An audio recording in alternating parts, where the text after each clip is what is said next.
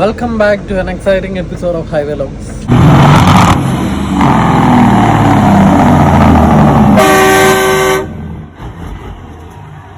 നമ്മുടെ സാന്റിയാഗോ യാത്ര കണ്ടിന്യൂ ചെയ്തുകൊണ്ടിരിക്കുകയാണ്. സമയം വൈകിട്ട് ഏകദേശം 3 മണി ആകാറായി. ഇതേണ്ട നമ്മുടെ ദേവസ്യാച്ചൻ വണ്ടി ഓടിച്ച് നിർത്താൻ വേണ്ടിയിട്ട് പോവാ കേട്ടോ. ഒരു ലൗസ് കണ്ടുപിടിച്ചിട്ടുണ്ട്. സാറേ പാർക്കിംഗ് വല്ലതും ഉണ്ട്, അങ്ങോട്ടേക്ക് നിർത്തിയേക്കാവോ? പെട്ടെന്നൊന്ന് ഫുഡ് കഴിച്ചേക്കായിരുന്നു.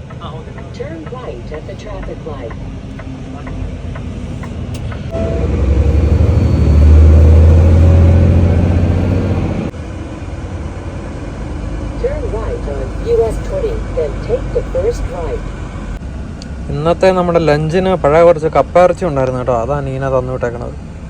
മൈക്രോവേവ് ഓൺ ചെയ്യാൻ വേണ്ടിയിട്ട് നമുക്ക് മൈക്രോവേവും ബാക്കിലത്തെ പ്ലഗുകളും ഒക്കെ സെപ്പറേറ്റ് ആയിട്ട് നമുക്ക് ഓൺ ചെയ്യാവേ.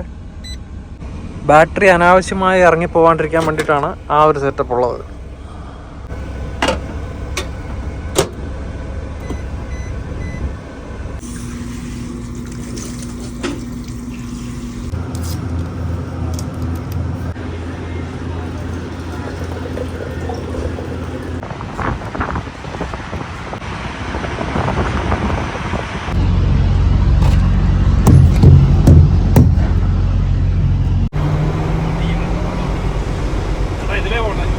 ഞാൻ ജസ്റ്റ് ഈ മിറർ ഒന്ന് ക്ലീൻ ചെയ്യാൻ നടത്തും.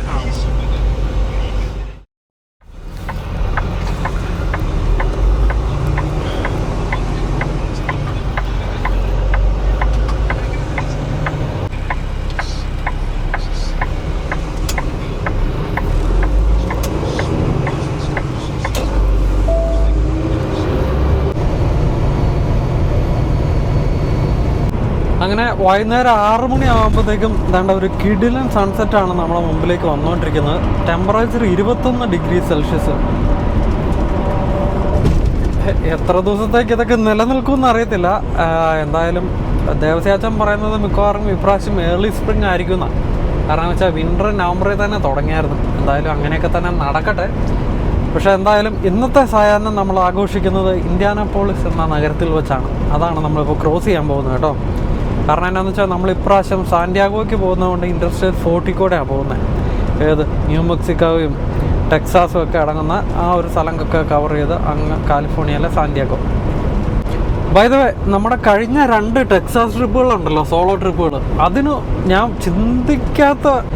നമുക്ക് ചിന്തിക്കാൻ പറ്റാത്ത ഒരു സ്വീകരണമാണ് നമ്മുടെ ഒത്തിരി പ്രേക്ഷകരെ നമുക്ക് തന്നു കേട്ടോ. നമുക്ക് ഒത്തിരി പുതിയ ഫാമിലി മെമ്പേഴ്സിനെ, പ്രത്യേകിച്ച് ടെക്സാസ് അർക്കൻസാ ഭാഗത്ത് സെറ്റിൽഡ് ആയിട്ടുള്ള ഒത്തിരി പേര് നമുക്ക് മെസ്സേജ് അയച്ചു.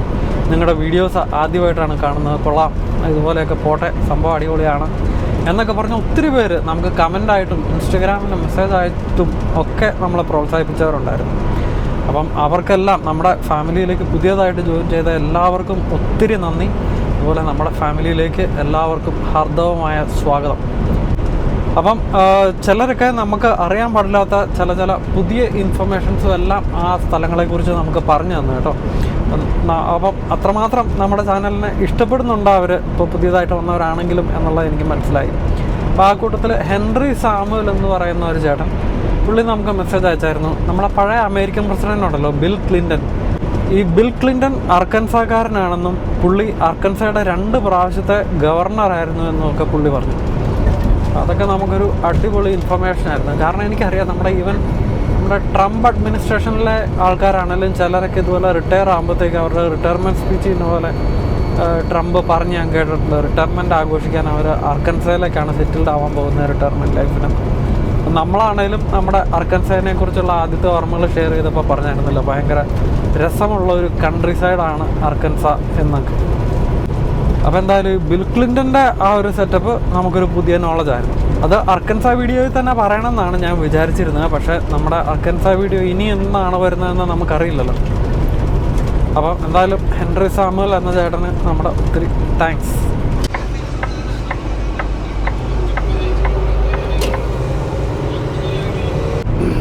അതുപോലെ നീൽ ടോറസ് എന്ന് പറയുന്ന നമ്മുടെ ഒരു ഫാമിലി മെമ്പർ നമുക്ക് മെസ്സേജ് അയച്ച് പറഞ്ഞിട്ടുണ്ടായിരുന്നു, നമ്മുടെ ഈ നോർത്ത് അമേരിക്കയിലെ തന്നെ ഇത്രയും വലിയ ബ്രാൻഡായിട്ടുള്ള വാൾമാർട്ടിൻ്റെ ഹെഡ് ക്വാർട്ടേഴ്സ് ബെൻറ്റൺവിൽ അർക്കൻസായിലാണ്. അതൊരു ഞെട്ടിപ്പിക്കുന്ന നോളജായിരുന്നു കേട്ടോ. അതായത് നമ്മൾ ഇത്രയും കൺട്രി സൈഡാണ്, റിമോട്ടായിട്ടുള്ള ഒരു സ്ഥലമാണെന്ന് വിചാരിച്ചിരിക്കുന്ന അർക്കൻസയിലാണ് ലോകത്തിലെ തന്നെ ഏറ്റവും വലിയ ഗ്രോസറി സ്റ്റോറിൻ്റെ ചെയിനെന്ന് നമുക്ക് വിശേഷിപ്പിക്കാവുന്ന വാൾമാർട്ടിൻ്റെ ഹെഡ് ക്വാർട്ടേഴ്സ്. ആലോചിച്ച് നോക്കിയേ. അപ്പം നീൽ ബ്രോയ്ക്കും ഒത്തിരി താങ്ക്സ്. അതായത് പണ്ടാരാണ്ട് പറഞ്ഞ പോലെ don't judge a book by its cover എന്ന് പറയുന്ന പോലെ പെട്ടെന്ന് നോക്കുമ്പോഴത്തേക്കും വലിയ ഡെവലപ്മെൻ്റ് ഒന്നും ഇല്ലാത്ത ഒരു കൺട്രി സൈഡ് സ്ഥലമാണ് അർക്കൻസാ എന്ന് തോന്നുമെങ്കിലും നമ്മളെ ഞെട്ടിപ്പിക്കുന്ന ചില സാധനങ്ങളൊക്കെ അർക്കൻസയിൽ നിന്നാണ് ഉള്ളത്.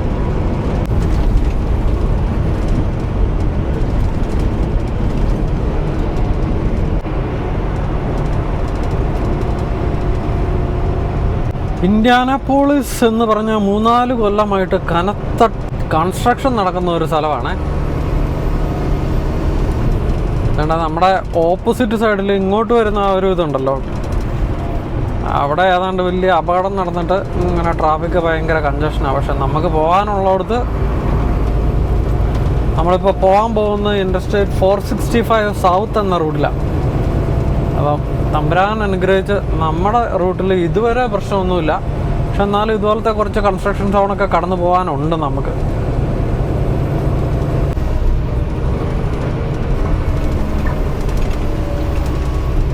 Be in either of the 2 left lanes.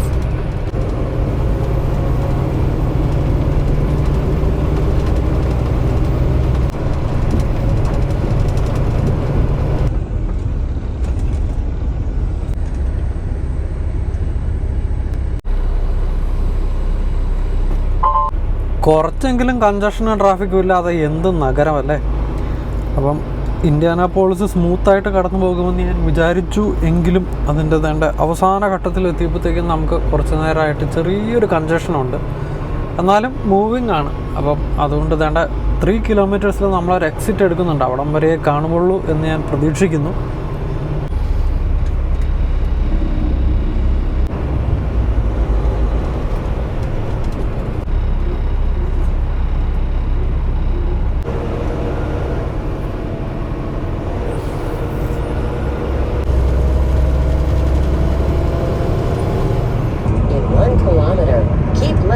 I-70 West, then keep left.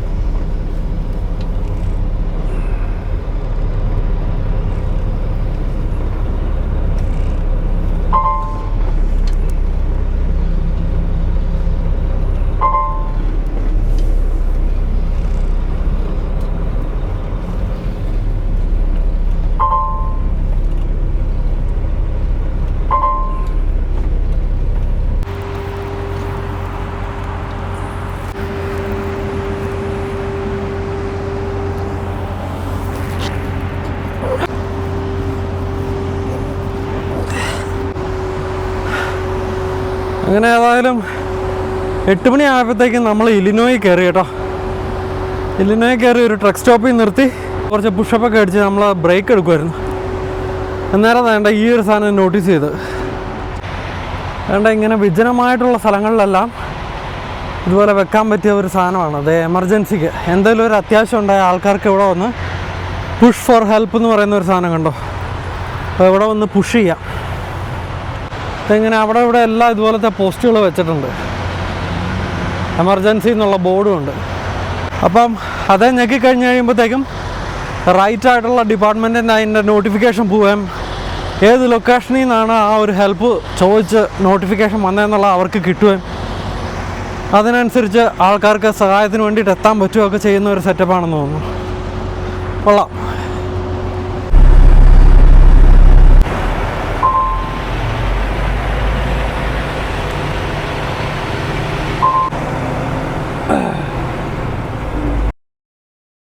അപ്പോൾ നമ്മുടെ സാന്റിയാഗോ യാത്രയുടെ രണ്ടാമത്തെ ദിവസം വേണ്ട നമ്മൾ ക്യാമറ ഓണാക്കി നമ്മുടെ വ്ളോഗ് തുടങ്ങുമ്പോൾ നമ്മൾ ആൽബക്കർക്കി എന്ന അമേരിക്കൻ നഗരം അപ്രോച്ച് ചെയ്തുകൊണ്ടിരിക്കുകയാണ്.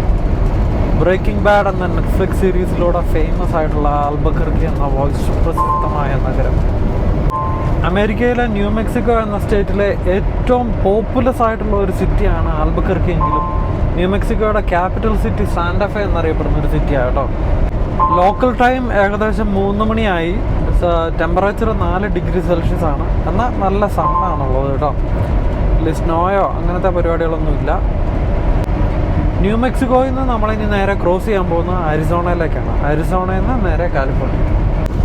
അങ്ങനെ എന്തായാലും വർത്തമാനമൊക്കെ പറഞ്ഞ് നമ്മൾ വേണ്ട ആൽബക്കർക്ക് ഡൗൺ ടൗണിനോട് അടുത്തെത്തി.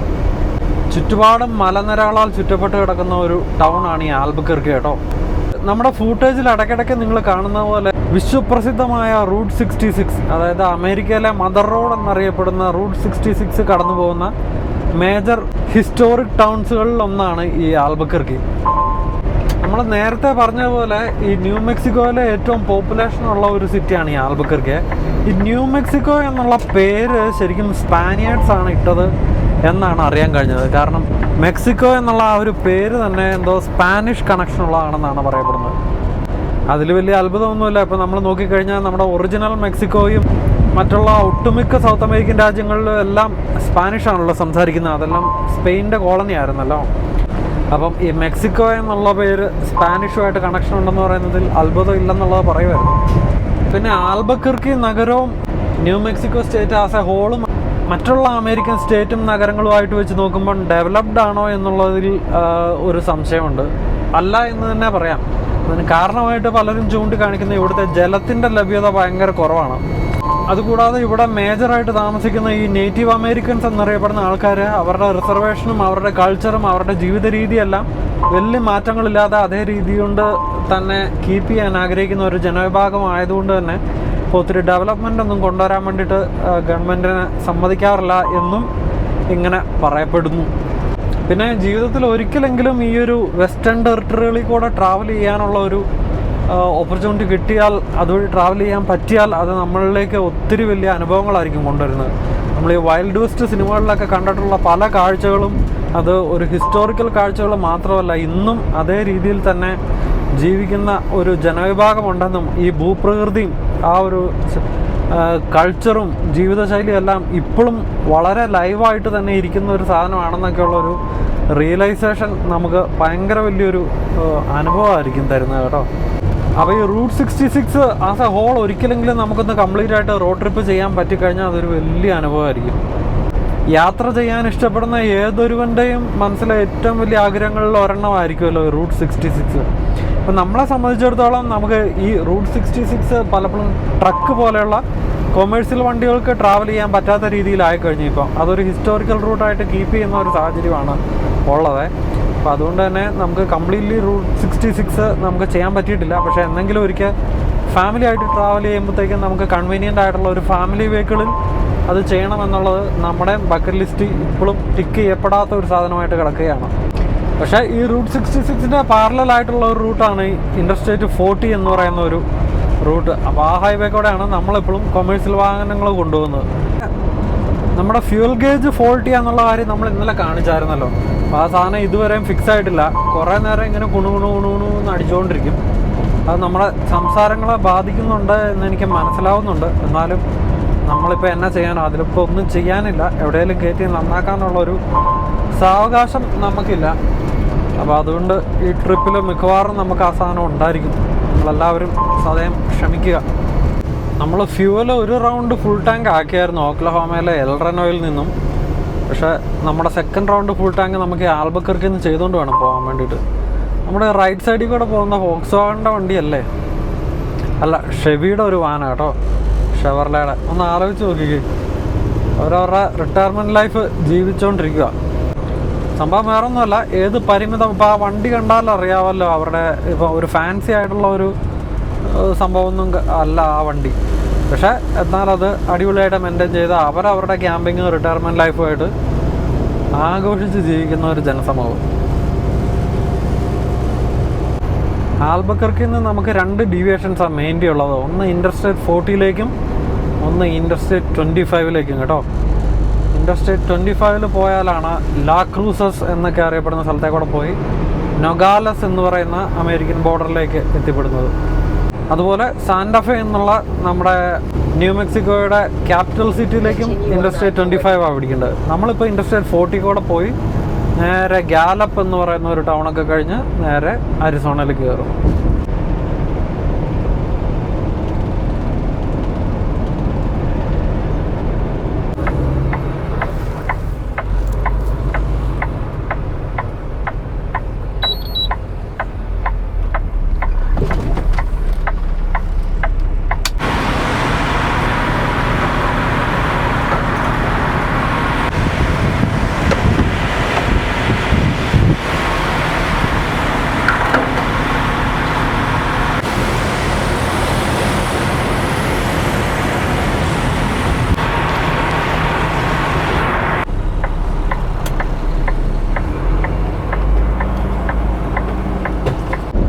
ഫ്യൂലിംഗ് എല്ലാം കഴിഞ്ഞ് നമ്മൾ തിരിച്ച് റോഡിലിറങ്ങി അരിസോണ ലക്ഷ്യമാക്കി വിട്ടു പൊയ്ക്കൊണ്ടിരിക്കുകയാണ്. അതുകൊണ്ട് ഒരു സ്നാക്കായിട്ട് സാധാരണ ഇതിൽ നമ്മളെപ്പോഴും കരുതാറുള്ളത് ആപ്പിളാണ്. അപ്പോൾ ആപ്പിളിൽ തന്നെ ആംബ്രോസി ആപ്പിളാണ് എൻ്റെ ഫേവറേറ്റ്. വേറെ യാതൊരു വിധത്തിലുള്ള സ്നാക്സ് ഇപ്പോൾ പക്കാവട, കുക്കാവട അല്ലെന്നുണ്ടെങ്കിൽ പീനട്ട്സ് അങ്ങനത്തെ ഒരു സാധനം ഞാൻ കയ്യിൽ കരുതാറില്ല. കാരണം കയ്യിലുണ്ടെന്നുണ്ടെങ്കിൽ നമ്മുടെ ഈ ഒരു ലോങ് ഡ്രൈവിൽ വല്ലപ്പോഴും അത് കുറച്ചുകൊണ്ടിരിക്കാനുള്ള ഒരു ടെൻഡൻസി നമുക്ക് ഭയങ്കരമായിരിക്കും കേട്ടോ. അതേസമയം കയ്യിലില്ലെങ്കിൽ കഴിക്കില്ലല്ലോ, അപ്പോൾ നമുക്കിങ്ങനെ വിശന്നിരിക്കാം. പക്ഷേ വിശന്നിരിക്കുമ്പോഴത്തേക്കും നമ്മളെപ്പോഴും കാലറി ഡെഫിസിറ്റ് കീപ്പ് ചെയ്യുകയാണ്, നമ്മുടെ ഹെൽത്തിനെ നമുക്കത് ഗുണം ചെയ്യും എന്നൊക്കെയുള്ളൊരു തോന്നലുള്ളത് കൊണ്ട് തന്നെ അതങ്ങനെ അങ്ങ് പോകും. പക്ഷേ ചില സമയത്ത് ആ നമ്മൾ സ്നാക്സ് കരുതാണ്ടിരിക്കാനെടുത്ത തീരുമാനത്തെ നമ്മൾ തന്നെ തെറി പറഞ്ഞ് പ്രാഗിയിരിക്കും കേട്ടോ. കാരണം അതുപോലെ ക്രേവിങ് ആയിരിക്കും എന്തെങ്കിലും ഒന്ന് ചവച്ചുകൊണ്ടിരിക്കാൻ വേണ്ടിയിട്ട്. നമ്മുടെ ഈ ഒരു ഡ്രൈവിംഗ് കരിയർ മാക്സിമം ഹെൽത്തി ആയിട്ട് കീപ്പ് ചെയ്യാൻ വേണ്ടിയിട്ടുള്ള ചെറിയ ചെറിയ ട്രിക്കുകൾ, നമ്മൾ കീപ്പ് ചെയ്യുന്ന ചില കാര്യങ്ങൾ നിങ്ങളുമായിട്ട് ഷെയർ ചെയ്തതന്നേ ഉള്ളൂ. വേണ്ട, നമ്മുടെ ഇപ്പോൾ കടന്നു പോകുന്ന വിഷ്വൽസ് കാണുമ്പോൾ തന്നെ നിങ്ങൾക്കറിയാം നമ്മൾ സാധാരണ പോകുന്ന ജോഗ്രഫിക്കൽ റീജിയനിൽ നിന്ന് എത്രമാത്രം വ്യത്യസ്തമായിട്ടാണ് ഈ ഒരു അരിസോണ ന്യൂ മെക്സിക്കോ റീജിയൻ കാണപ്പെടുന്നതെന്നുള്ളത്. അല്ല, നിങ്ങളുടെ മനസ്സിലുള്ള ഒരു അമേരിക്കയിൽ നിന്ന് എത്രമാത്രം വ്യത്യസ്തമായിട്ടായിരിക്കും ഈ ഒരു ഏരിയ ഒക്കെ അല്ലേ.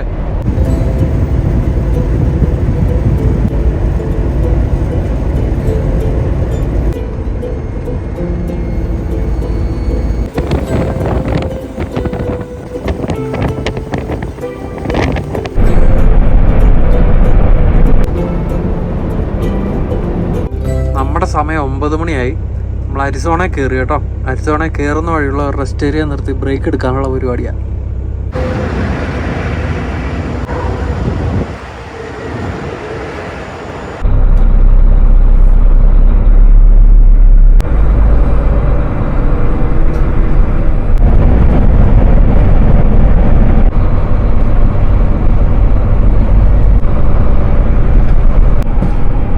സാധാരണ ഗതിയിൽ ഉപ്പിടാനും സ്നോ മാറ്റാനും ഒക്കെ ആൾക്കാരുണ്ടാവുന്നതാണ്. എന്തുകൊണ്ടോ ഇപ്പം ആരെയും കാണാനില്ല. വിജനമായ റോഡിൽ കൂടെ നമ്മൾ പോയിക്കൊണ്ടിരിക്കുന്നത് കേട്ടോ.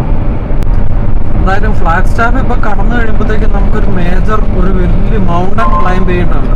മൗണ്ടൻ ക്ലൈംബ് ചെയ്ത് അപ്പുറം എത്തുമ്പോഴത്തേക്കും ചിലപ്പോൾ വെതർ ഒന്ന് മാറുമായിരിക്കും.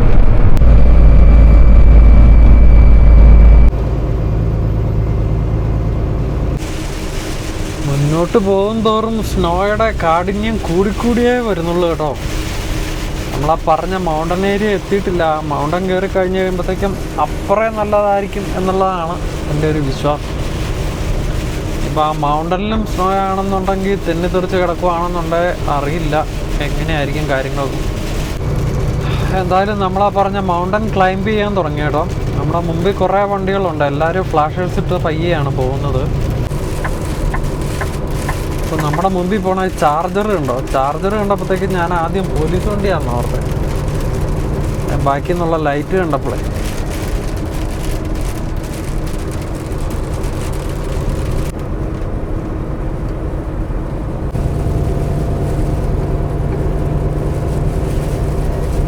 ശരിക്കും ഈ മഞ്ഞത്ത് BGM ഒക്കെ ഇട്ട് ഓടിച്ചു വരുന്നത് വീഡിയോയിൽ കാണാൻ രസമുണ്ടെന്നുണ്ടെങ്കിലും ശരിക്കും പറഞ്ഞു കഴിഞ്ഞാൽ നമ്മൾ ശ്വാസം പിടിച്ച് ഇങ്ങനെ 2 കൈയും സ്റ്റിയറിംഗ് വീല് പിടിച്ച് ഇങ്ങനെ കയറി പോരുന്നത് കേട്ടോ. എന്ന് പറഞ്ഞാൽ ത്രില്ലാണോ എന്ന് ചോദിച്ചാൽ ത്രില്ലാണ്, പക്ഷേ എക്സ്ട്രീം സേഫ്റ്റി അപ്ലൈ ചെയ്യേണ്ട ഒരു ഏരിയയും കൂടെയാണിത്. ഒന്ന് തന്നെ തെറിച്ച് പോയി കഴിഞ്ഞ് കഴിഞ്ഞാൽ വലിയ അപകടങ്ങളിലേക്ക് നയിക്കാവുന്ന കാര്യങ്ങളാണല്ലോ ഉള്ളത്. പക്ഷേ എന്നാൽ ഒന്ന് സൂക്ഷിച്ച് ഓടിച്ചു കഴിഞ്ഞാൽ നമുക്ക് ഒരു ഈ ഓഫ് റോഡിങ്ങിനൊക്കെ പോകുന്നവർക്ക് കിട്ടുന്ന ഒരു ത്രില്ല് ഉണ്ടല്ലോ, ഏത് ആ ഒരു ഡേഞ്ചറസ് സിറ്റുവേഷനിൽ കൂടെ ഓടിക്കുന്നതിൻ്റെ ഒരു രസം, ആ ഒരു സാധനം നമുക്ക് എന്തായാലും കിട്ടും. ഇതേണ്ട നമ്മൾ വിചാരിച്ച പോലെ തന്നെ ഫ്ലാഗ് സ്റ്റാഫിൽ നിന്ന് അകലും തോറും സ്നോ കുറഞ്ഞു വരുന്നതായിട്ടാണ് നമുക്ക് കാണാൻ കഴിയുന്നത്. തന്നെയല്ല, ഫ്ലാഗ് സ്റ്റാഫ് ഏരിയയിൽ ടെമ്പറേച്ചർ -2 ആയിരുന്നു, അതിപ്പം -1 ആയിട്ടുണ്ട്. സ്നോ വീഴുന്നതിൻ്റെ കാഠിന്യം കുറഞ്ഞിട്ടുണ്ട്. റോഡ് കാണുമ്പം നിങ്ങൾക്ക് കണ്ടൂടെ, ഇങ്ങനെ തന്നെ ആയാൽ മതിയായിരുന്നു. എല്ലെന്നുണ്ടെങ്കിൽ ഉണ്ടല്ലോ നമ്മളെ ഡെലിവറിക്ക് ലേറ്റ് ആവും.